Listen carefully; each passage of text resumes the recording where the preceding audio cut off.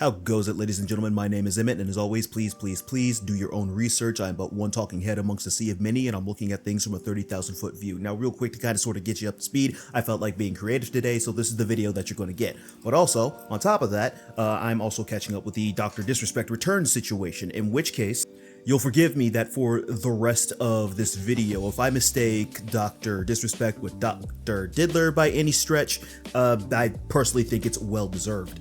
Now, to get everybody up to speed, Dr. Disrespect, formerly a popular, actually, before I even say that, I will say this. I knew Dr. Disrespect was a streamer, or rather, it still, I guess, currently is a streamer for some weird fucking reason, but I was never really one to go defend the dude. I never watched any of his streams. I just knew that there was one point in time where he got kicked off of Twitch, and there wasn't really a reason given as to why, and people just kind of sort of left it be at that because it was one of the internet's greatest mysteries. So, fast forward, come to find out, apparently, Cody Connors had distastefully, in my opinion, leaked that Dr.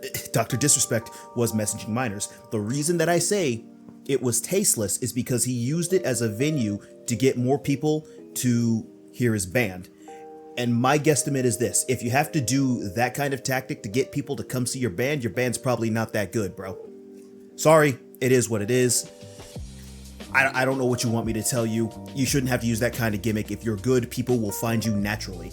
That being said, back onto the Dr. Disrespect. So it got out that he was messaging minors, and we had the whole kerfuffle of him coming around and trying to put out the flames and try to salvage his career, but it was already too late. Cat was out of the bag. Pandora's box had been opened, which got a lot of people going around digging, trying to figure out what's what. News outlets picked it up, and there was the dumbass decision for him to go back and edit his reveal Twitter, trying to quote-unquote cut the bullshit, which I will say, again, tasteless. You're a fucking moron for trying to stay in character for an accusation, especially as deep as this, one that can bring you up on federal charges.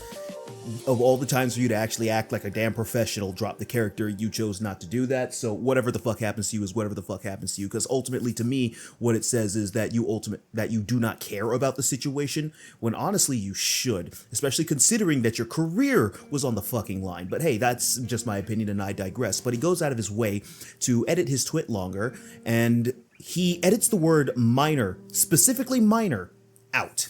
And people, of course, track this, they catch him, and he has to put it back in. I believe all in all got edited 3 times, with minor first being posted, then removed, then posted back in, so I don't know what his play here is. And recently he goes back on stream after this whole debacle and pretty much just getting separated from everybody, all of his brand deals, all the sponsorships, even the company that he, I believe, is CEO from, dropped him altogether. We want nothing to do with this dude. He was messaging a fucking minor, which only goes to show that he thinks that shit runs a little fucking deep, and a lot deeper than what people first gave into speculation. So fast forward, he pretty much drops off the face of the earth, doesn't do anything, and he tries to come back in like some weird little like pseudo Phoenix Rising, I guess you could call it that kind of thing, where he's still in character.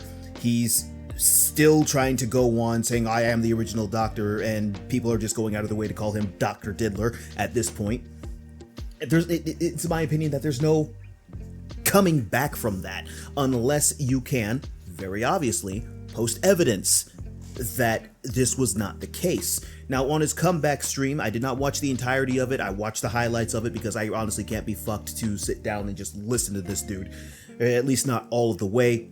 So if there's any information, there's a reason I say please do your own research at the start of this. But pretty much this dude spends the entirety of the time jaw flapping.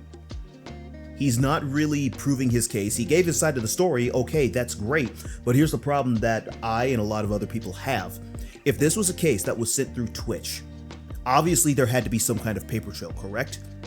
And obviously, for something as legal as arbitration and no fault found and something like that, there had to have been a paper trail, and I'm damn sure you would have gotten a copy of it. And I know Twitch might have a copy of it, and I don't know how deep a Freedom of Information Act goes. Maybe you can get somebody to go around and subpoena Twitch, or just, get a lawyer in there, or at least more lawyers in there to see, how that path would go. I officially don't know. That is my suggestion. Again, if I'm wrong, by all means, let me know.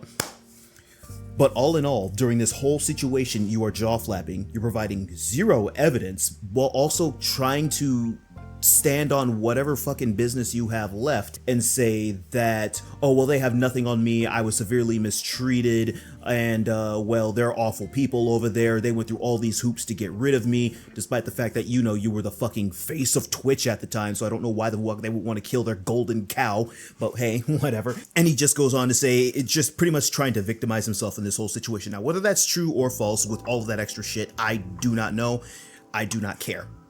Unless you have evidence. If all of this was settled in such a legal manner, especially when you're coming out and saying no proseque, the one thing people want to see that would absolve you, it would make Cody look like an asshole. It would make Twitch look like an asshole. And everybody else who was involved in that situation look like complete and utter fools, dummies, morons, nitwits, dipshits, and again, assholes. All you had to do was post proof.